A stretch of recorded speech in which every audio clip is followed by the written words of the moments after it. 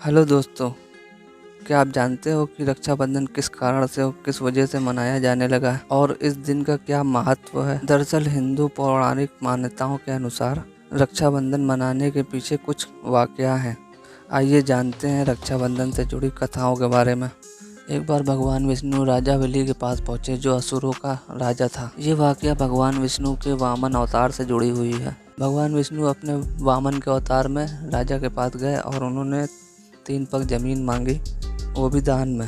राजा बलि जमीन देने को तैयार हो गया, क्योंकि वो जानता था कि वामन के अवतार में भगवान विष्णु हैं। राजा बलि ने भगवान विष्णु को आदर के साथ नमस्कार किया और उनके पैरों के नीचे शीश झुकाए अपने।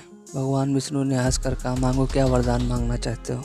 राजा बलि ने दिमाग से, चालाकी से वरदान मांगा कि आप हमेशा के लिए हमारे द्वार पे खड़े रहें। तो भगवान विष्णु ने उनकी बात मान ली, क्योंकि वो एक बार जो कह रहे थे वो पत्थर की लकीर होती थी, तो वो मान गए कि हाँ ठीक है, मैं खड़ा रहूँगा तुम्हारे द्वार पे। कुछ दिन बीता तो माता लक्ष्मी को ये पसंद नहीं आया। उन्होंने नारद मुनि से सलाह लिया। नारद मुनि ने सलाह दिया कि जाओ और राजा बलि के हाथ में राखी बांध दो और भगवान विष्णु को वरदान से मुक्त करा लो। तो माता लक्ष्मी ने ऐसा ही किया और भगवान विष्णु को वरदान से आज़ाद करवा दिया। इन वाक़यों से पता चलता है कि रक्षाबंधन पे कलाई पर राखी या फिर रक्षा सूत्र बांधने से कुछ मांगना या कुछ देना या उसके बदले में किसी की रक्षा करने का महत्व है। इसलिए इस दिन हर बहन अपने भाई को राखी बांधती है। भाई उसकी हिफाजत करने का वचन देता है। बहन भाई की कुशलता और सफलता की कामना करती है।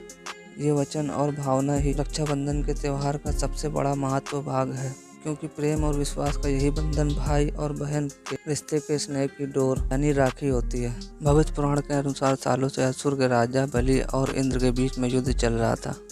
इसका समाधान मांगने के लिए इंद्र की पत्नी सची भगवान विष्णु के पास गई। तब भगवान विष्णु ने उनके पति इंद्र के कलाई में धागा बांधने के लिए दिया। इंद्र की पत्नी सची ने वो धागा लाकर अपने पति की कलाई पर बांध दिया। ऐसा करने के बाद इतना पुराना युद्ध कुछ दिनों में ही खत्म कर दिया और इंद्र युद्ध जीत के घर आ गए। तब से सभी राजा ने अपने सैनिकों और लड़ाकों के हाथ में धागा बंधवाने की प्रथा बनवा दी, जो कि उनकी पत्नी या उनकी बहन हाथ में कलाई में धागा बांध के भेजने लगी युद्ध में। इन वाक़ों से पता चलता है कि रक्षाबंधन पर कलाई पर राखी या रक्षा सूत्र बांधने से उसके बदले में कुछ देने का या उसकी रक्षा करने का आदेश दिया जाता है।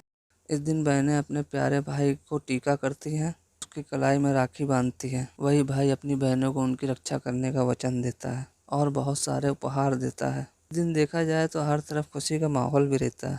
ऐसे ही हर साल हम खुशी में यही त्यौहार सावन मास की पूर्णिमा के दिन रक्षाबंधन का त्यौहार मनाते हैं। यार गाइस, अगर हमारी वीडियो आपको पसंद आई हो और आप दोबारा भी हमारी वीडियो को देखना चाहते हैं तो प्लीज़ मेरे चैनल को सब्सक्राइब करें और लाइक करें और मुझे सपोर्ट करें।